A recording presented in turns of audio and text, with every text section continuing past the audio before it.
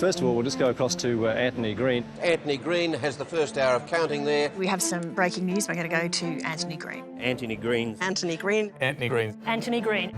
Antony Green is to election analysis and election results rather like Tina Turner to rugby league, simply the best. Let's look at the overall votes. Antony Green is the Fibonacci of the tally room. Antony Green is the GOAT, the greatest of all time, in bringing election news and analysis to Australians. I think we can probably call this election. Antony Green is probably the most factual and the most professional person covering elections. He has a total respect for facts and he's very careful about his judgments. Oh, sorry, I was just distracted there a moment. Oh, just someone making a wild prediction there. Tell us. Antony Green is the democracy sausage of Australian broadcasting. You cannot imagine an election without him. Antony Green is an expert. When you look for expert analysis, well, you look to experts, and he has stood out as, I think, Australia's leading election expert in generations. There's a 4 in front of us. That's a good number to have. Yeah, it's a 5 is better. Antony Green is A legend. And welcome back to the National Tally Room here in Canberra, where election 93 is really beginning to hot up. We'll be following the count through a special computer program designed by the ABC's election analyst Antony Green, who will watch for those telltale shifts and trends throughout the night. In the 1993 federal election, everyone expected Paul Keating to lose. And as a consequence, to watch Antony that night work his way methodically through the numbers to establish that no, the reverse was in fact unfolding, that Houston was about to be smashed into little pieces by Keating. At this stage, Labor is truly hanging on to office. Unless a lot of seats fall in West Australia, we could be seeing Labor return. Thank you. This was a mathematical unfolding of the night, which I will always remember. To have 4 candidates under 32% of the vote, nightmare to pick a seat like that. My best recollection of him was the 1998 election. Now, that particular election was close. Don't pull your hair out, Antony. Try and give us an idea. I wouldn't pull my hair out, I haven't got enough left.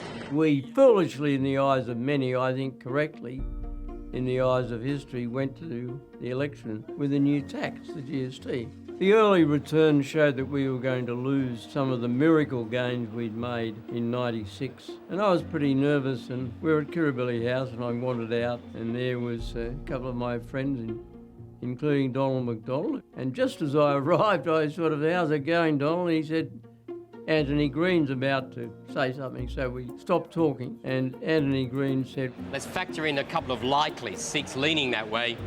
The Coalition are on 74, they are in government, and there are 9 seats in doubt. Let's make some sort of prediction on those other 9 seats. And the Coalition have 77 seats and a majority of 6. I immediately reached for a double Scotch whisky and was assured and happy for the rest of the night. But that was the sort of effect he had, because I knew that he looked at it carefully. He wasn't getting carried away. He'd done his homework. There is something very special in that moment when Antony Green calls it, and I distinctly remember that in 2007.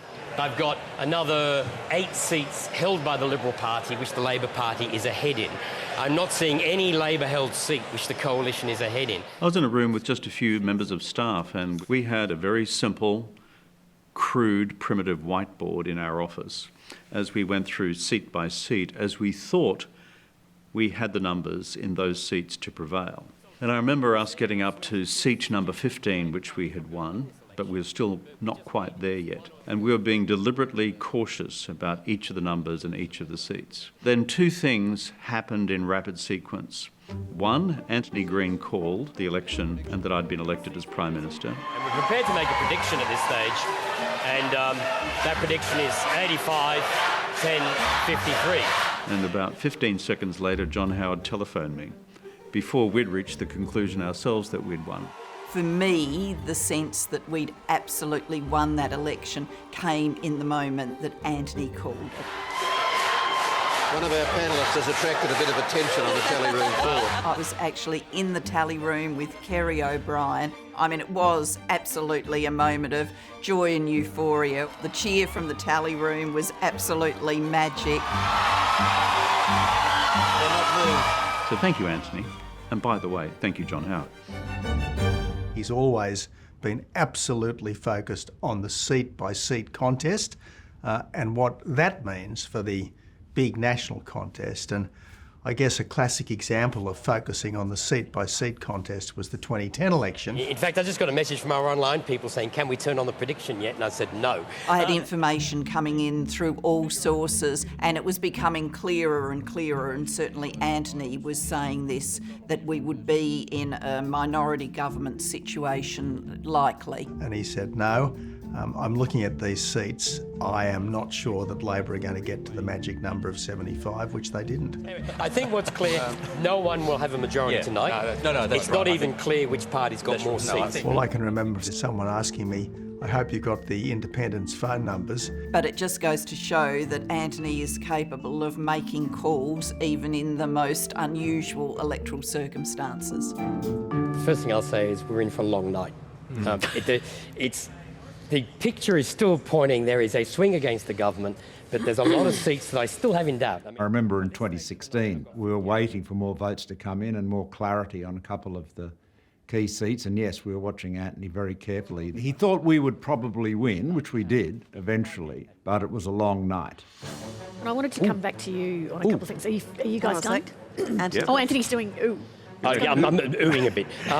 We noticed that you were oohing. We wondered what it was about. I'll go through my Antony Green handbook. There are so many layers to what Antony has brought to election coverage in Australia, and not just the coverage on the night, but conditioning and helping people understand how the system works. It's going to be a potpourri. It's going to be a menagerie. Well, I won't call it a menagerie because most of these people are quite reasonable. Menageries are animals. But Because of his coverage, election after election, people understand a lot more about the system, the preferences, and that really is a huge legacy because democracy is an incredibly precious thing.